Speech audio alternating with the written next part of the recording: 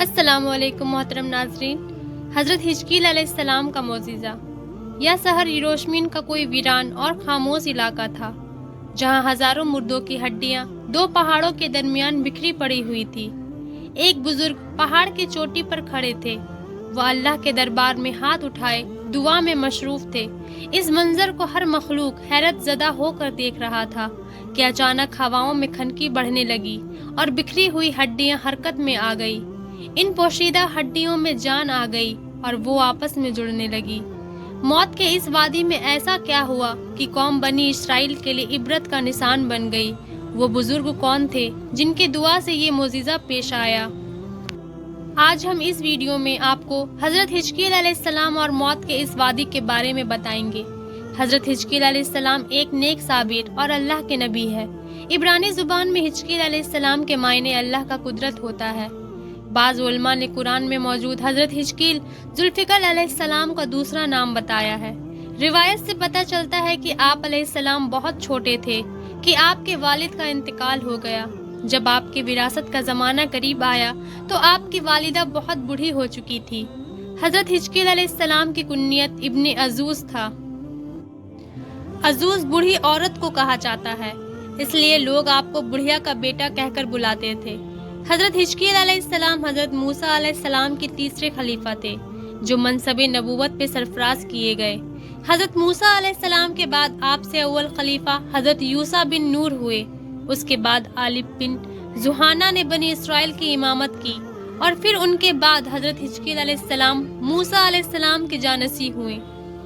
دراصل حضرت موسیٰ علیہ السلام سے حضرت عیسیٰ علیہ السلام تک کے اس طویل عرصے میں اللہ نے بنی اسرائیل کے بہت سارے پیغمبر کو منسوب کیا، جس کی درست تعداد کا علم صرف اللہ کو ہے، جن میں سے چند پیغمبر کا تذکرہ قرآن میں ملتا ہے، لہٰذا حضرت یوشع اور ہجکیل علیہ السلام کا ذکر قرآن میں موجود نہیں ہے۔ البتہ بعض واقعہ کے ضمن میں ان کا ذکر حدیث اور اقوال میں ملتا ہے۔ ہجکیل علیہ السلام نبوت کے عہدے پر وائز ہوئے تو بنی اسرائیل میں سرکشی، نافرمانی عام تھی۔ جھوٹ، رشوت خوری، حسد برے علاقے میں پھیل چکی تھی۔ لوگ بے حیا اور بدکاری پر فخر کیا کرتے تھے۔ باپ دادا کے رسم و رواج مذاق بن چکے تھے۔ قوم اتنے فرقوں میں بٹ چکی تھی کہ اس کا شمار ممکن نہ رہا۔ اس بدترین معاشرے میں ہجکیل علیہ السلام نے توحید کا پرچم بلند کیا۔ آپ نے اپنے قوم کو سچائی اور نیکی کی تعلیم دی اور لوگوں کو سیدھے راستے پر چلنے کی ہدایت دی۔ لیکن ہجکیل علیہ السلام کی باتوں کا اور تبلیغ کا ان لوگوں پر ذرا بھی اثر نہیں ہوا۔ وہ اپنے راستے پر قائم رہے، لہٰذا آپ نے بنی اسرائیل پر آنے والے عذاب اور تباہی سے لوگوں کو آگاہ کیا کہ بائبل میں آپ سے منسوب صحیفہ ہجکیل موجود ہے، جو بائبل کی آخری کتاب ہے۔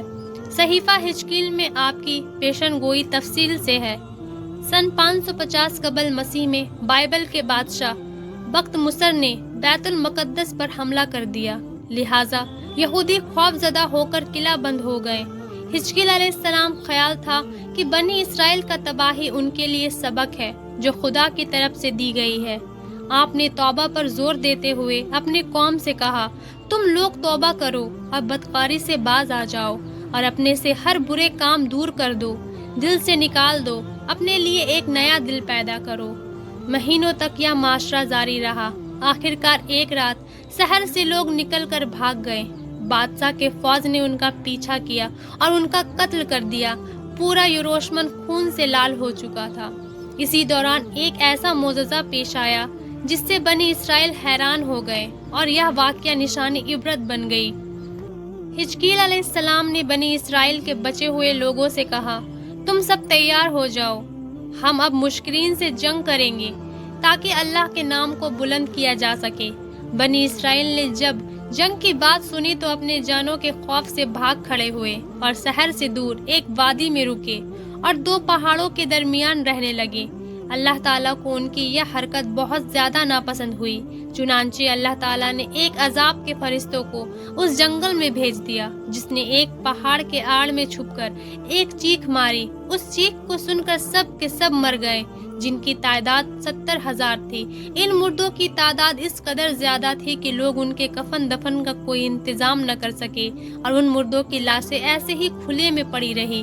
कुछ अरसे के बाद ये लाशें सड़ गईं और इनसे बेइंतहा बदबू पूरे जंगल और आसपास के इलाकों में फैल गई।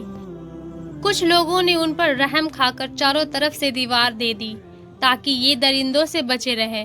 कुछ दिनों के बाद हिजकील अलैहिस्सलाम का उस जंगल से गुजर हुआ तो आपने कौम के 70,000 लोगों के लाशों को देखकर बहुत गमगीन हुए और अल्लाह के बारगाह में दुआ करने लगे, या अल्लाह, ये मेरे कौम के लोग थे जो अपनी नादानी से गुनाह कर बैठे।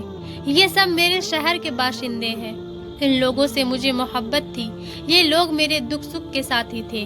अफसोस कि मेरे कौम के बिना मैं बिल्कुल अकेला रह गया हूँ। ऐ मेरे रब, ये वो कौम थी जो तेरी हम्द करती थी, तेरी तौहीद का ऐलान करती थी।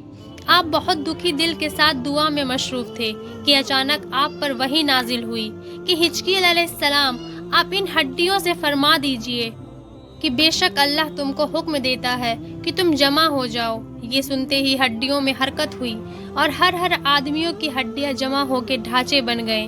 फिर वही नाजिल हुई, ए हिजकील, आप फरमा दीजिए अल्लाह का ये हुक्म है, तुम गोश्त पहन लो। ये कलाम सुनते ही सारे हड्डियों पर गोश्त पोस्त चादर की तरह चढ़ गई।